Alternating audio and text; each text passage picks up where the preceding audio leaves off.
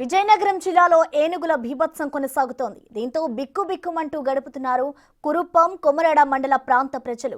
రైతులు హుటాహుటిన అటవీశాఖ కార్యాలయానికి వెళ్లినా అక్కడ అధికారులు అందుబాటులో లేరు. నిన్న అనగా బుధవారం అర్ధరాత్రి కురుప్పం మండలం సీతంపేట గ్రామానికి చెందిన గుండ్రెడ్డి రామకృష్ణ అనే రైతు 5 ఎకరాల కర్బూజా, అరటి తోటలను ధ్వంసం చేశాయి ఏనుగులు.